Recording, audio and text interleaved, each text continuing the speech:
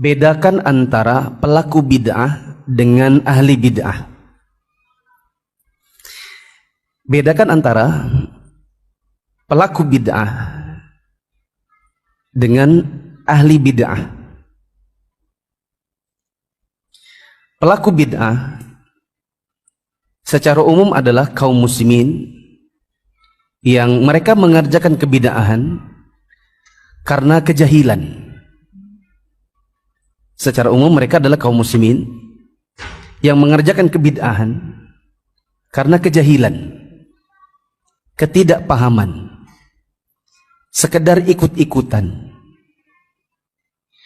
Ada guru-guru yang mereka timba ilmunya, yang mereka belum bisa membedakan mana sunnah mana bid'ah, sehingga yang bid'ah pun mereka kerjakan. Maka para pelaku bid'ah ini hukum asalnya kita sikapi dengan lemah lembut.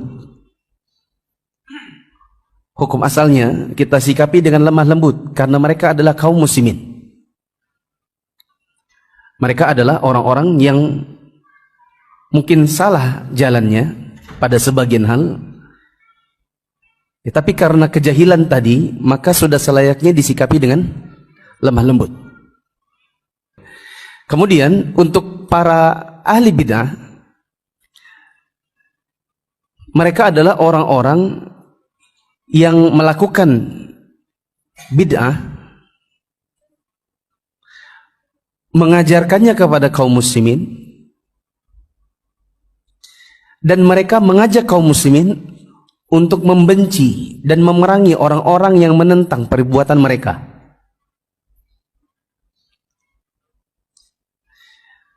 Saya ulangi, adapun ahli bid'ah secara umum mereka adalah orang-orang yang melakukan bid'ah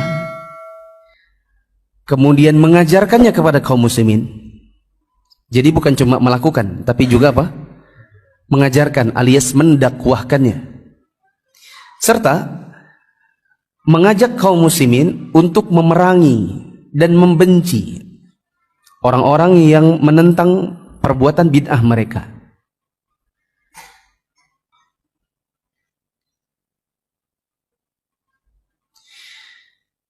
Ya, jemaah yang dirahmati Allah, kita ketemu dalam kehidupan kita sehari-hari orang-orang awam, kaum muslimin.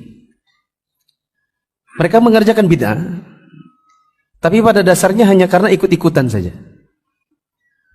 Karena di masjid imamnya dan para DKM-nya memang mengajarkan dan menjadikan itu sebagai rutinitas bid'ah-bid'ah di dalam sholat.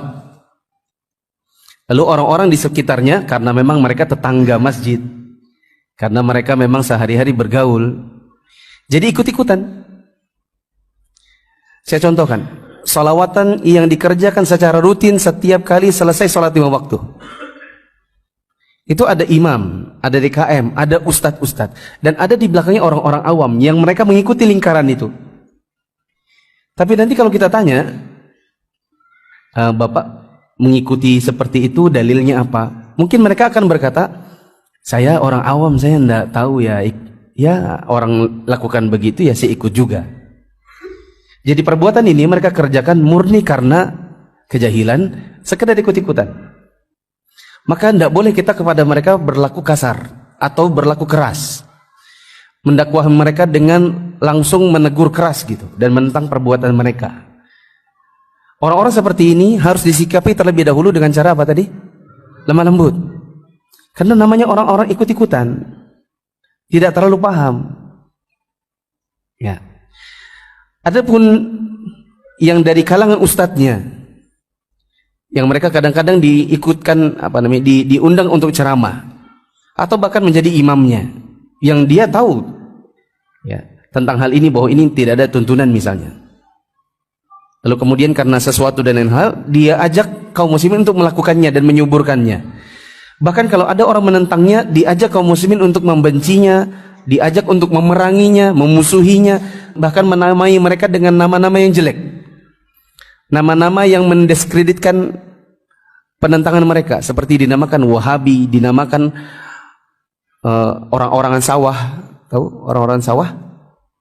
Sawah Salafi Wahabi. Dibilang itu orang-orang sawah, orang-orang yang jenggot-jenggotnya kayak kambing, orang-orang kayak orang kebanjiran. Ya, yang istri-istrinya kayak ninja. Lakop-lakop seperti ini ditempelkan dalam rangka supaya kaum muslimin membenci. Nah, ini yang disebut dengan ahli bid'ah.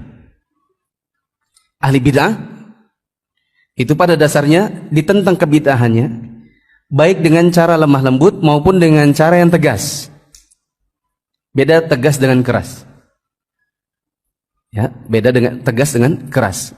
Bahkan sebagian ulama salaf di zaman dahulu mereka menyikapi ahli bid'ah itu dengan cara menjauhkan kaum muslimin dari mereka.